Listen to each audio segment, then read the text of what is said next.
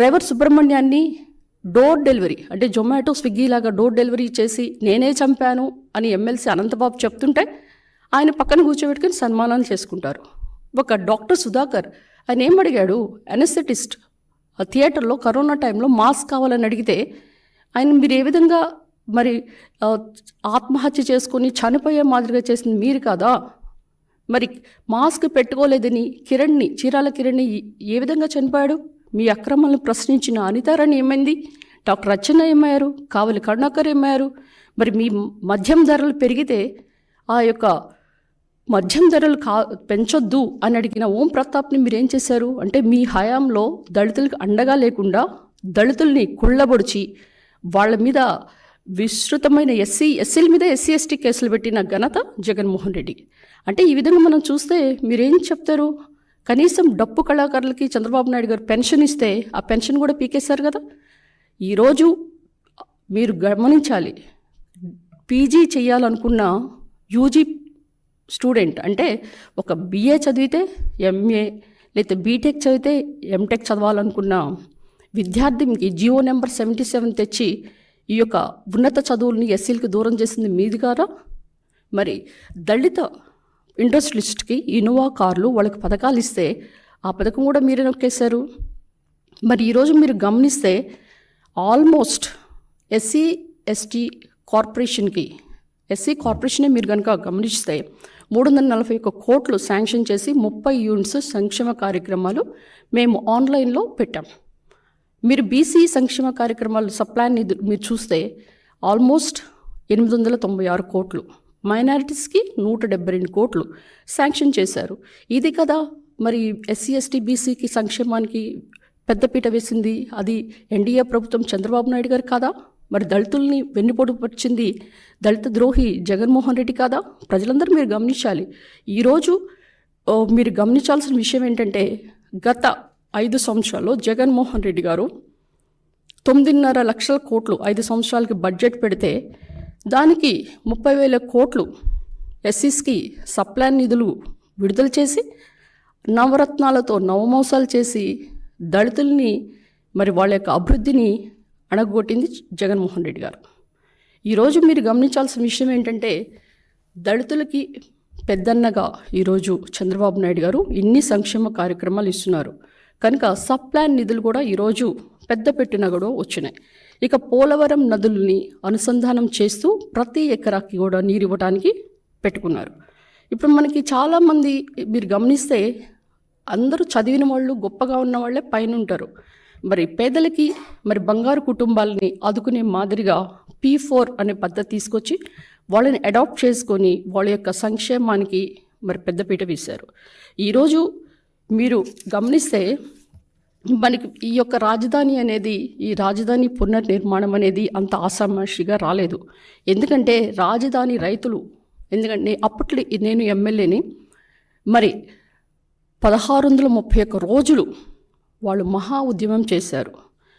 ఈ మహా ఉద్యమంలో ఎందుకు చేయాల్సి వచ్చిందంటే టీడీపీ ప్రభుత్వం అంటే 12 you mean to say that Chandrababu Naidu గారి టైంలో అంటే 2014లో ఈ యొక్క క్యాపిటల్ పురుడు పోసుకుంది. కానీ జగన్మోహన్ రెడ్డి గారు ఏం చేశారు? 3 రాజధానుల పేరుతో దాన్ని నైవంచన చేస్తే మరి ఆయన వేసిన గాయాలు పూడుస్తూ ఈరోజు రాజధానికి పునర్నిర్మాణం చేశారు. అయితే ఒక వ్యక్తి ఒక ఎకరం అంటే తన యొక్క తరతరాల నుంచి ఆస్తిని అంత ఈజీగా ఎవరు ఇవ్వరు. కానీ చంద్రబాబు నాయుడు గారి మీద అశేష ప్రజలు నమ్మి వాళ్ళ యొక్క భూముల్ని ఫ్రీగా ఇవ్వటం అంటే ల్యాండ్ పూలింగ్ స్కీమ్లో ఆల్మోస్ట్ ఇంత భారీగా అంటే 54,000 ఎకరాలు రావటం అనేది ఒక చరిత్ర. It is a record.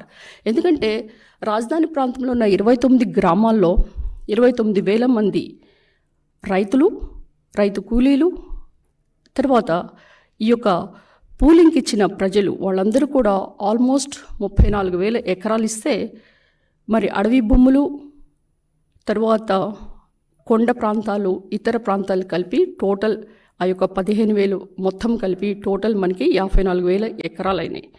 ఈ 54 ఎకరాల్లో కూడా ఇది సెల్ఫ్ ఫైనాన్స్ నగరం. మనం ఒక పైసా కూడా ఖర్చు పెట్టక్కర్లేదు.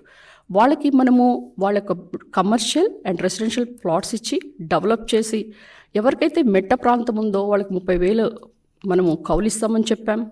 తర్వాత ఎవరికైతే సాగు భూమి ఉందో వాళ్ళకి 50,000 ఇస్తామని చెప్పాం.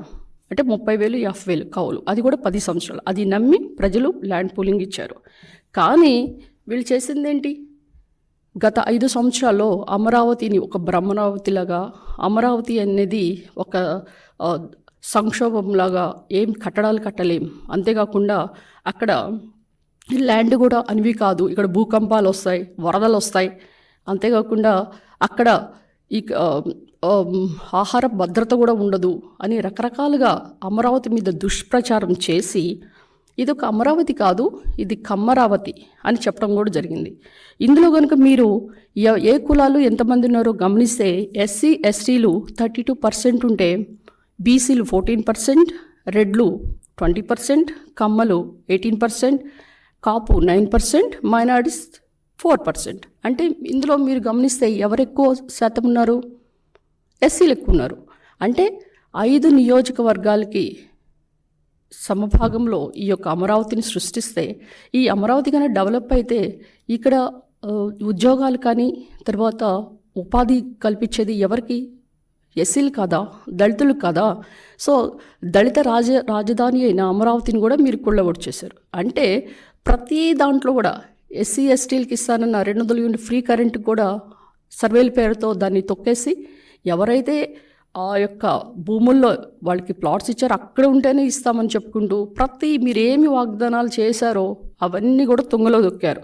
ఈరోజు అమరావతి ఎలా ఉందో, మరి నాడు అమరావతి ఎలా ఉందో అంటే, అసెంబ్లీ సాక్షిగా 2019 డిసెంబర్ 17న, అంటే నేను గెలిచిన 6 నెలలకే అసెంబ్లీలో ఎక్కడో దక్షిణాఫ్రికాలో నమూనా 3 క్యాపిటల్స్ ఉంటాయి, 3 క్యాపిటల్స్ పెట్టాలి అంటే ఇది అసలు ఇట్స్ ఎ ఫెయిల్ కాన్సెప్ట్.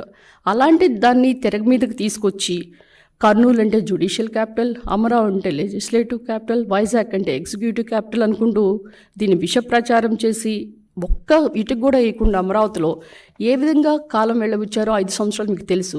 కనీసం నేను రాజధాని ఎమ్మెల్యేగా ఉన్నప్పుడు గెలిచిన 6 నెలల్లో నన్ను క్యాపిటల్ ఎమ్మెల్యే అనేవాళ్ళు. తర్వాత అందరూ కూడా నన్ను సర్కాస్టిక్గా రాజధాని ఎమ్మెల్యే, అసలు రాజధాని ఉందా, అసలుకి హైదరాబాద్ కానీ వేరే రాష్ట్రాలు వెళ్తే మీ క్యాపిటల్ ఏది అనే పరిస్థితికి తీసుకొచ్చారు. అంటే అక్కడున్న ఎమ్మెల్యేని కష్టపెట్టారు, ప్రజల్ని కూడా మీరు రోడ్డు మీద వేసేసారు. కానీ 4.5 ఏళ్లలో అక్కడున్న రాజధాని ప్రజలు మొక్కవోని దీక్షతో అమరావతికి ఏ విధంగా నిలబడ్డారో మీరు ఒకసారి గమనించాలి. 2020లో కూడా అక్కడ జరిగింది ఏంటంటే, కరోనా టైం, లాక్డౌన్ పీరియడ్లో కూడా ఇళ్లలో నుంచి వాళ్ళు ఉద్యమం చేశారు. ఎన్ఆర్ఐస్ అయితే ఎప్పుడైతే 200 రోజులు ముగిసిందో వాళ్ళందరూ కూడా 200 క్యాపిటల్స్ వాళ్ళ యొక్క నగరాల నుంచి క్యాండిల్ ర్యాలీ చేశారు. మరి చాలామంది అక్కడ అమరావతి యొక్క ప్రజలు కూడా మోడీ గారికి లెటర్ రాయటం జరిగింది. 2021లో 57 రోజుల పైనగా న్యాయస్థానం టు దేవస్థానం, అంటే హైకోర్టు నుంచి వాళ్ళ యొక్క యాత్ర తిరుపతి వరకు చేరింది. ఇక్కడ 400 రోజుల పైన కూడా జరిగినా కానీ దాని అందరిని కూడా ఒక ఇన్సైడర్ ట్రేడింగ్ అనుకుంటూ రాజధాని భూమి గురించి ఇంకొకటి తెరలేపారు. అసలు ఇన్సైడ్ ట్రేడింగ్ అంటే ఎక్కడ ఉంటుంది? రియల్ ఎస్టేట్ దాంట్లో ఉంటుంది. దీన్ని కూడా హైకోర్టు కొట్టేయడం జరిగింది. ఇక 2022లో అమరావతి టు అరసవెల్లి ఇదొక పాదయాత్ర చేశారు. ఇందులో వాళ్ళు పాదయాత్ర చేస్తుంటే వాళ్ళు ఏ విధంగా కక్షతో ఆ యొక్క ఉద్యమాన్ని ఆపారంటే, జీవో నెంబర్ మరి 144 సెక్షన్ తీసుకొచ్చి, యాక్ట్ 30 యాక్ట్ తీసుకొచ్చి, మరి అక్కడ ఉన్న అమరావతి రైతుల్ని లాఠీలతో కొట్టి, జుట్టు లాగి, మరి మగవాళ్ళు కూడా లేడీస్ మీద వాళ్ళని కొల్లబొడిచి ఏ విధంగా వాళ్ళని కష్టపెట్టారో మీరు ఒకసారి గమనించాలి. ఇదంతా భరించలేక వాళ్ళందరూ కూడా రాష్ట్రపతి గారికి మాకు మర్సీ కిల్లింగ్ ఇవ్వండి, మేము సామూహిక హత్యలు చేసుకుంటామని కూడా లెటర్ రాశారు. ఈ విధంగా ఈ యొక్క మహాపాదయాత్రకి ఎన్ని అడ్డంకులు చేరినా కానీ హైకోర్టు ఒక చారిత్రాత్మక తీర్పిచ్చింది. అది కూడా 2022లో మార్చ్ 4న 3 రాజధానులకి చట్టాన్ని కొట్టివేస్తారు.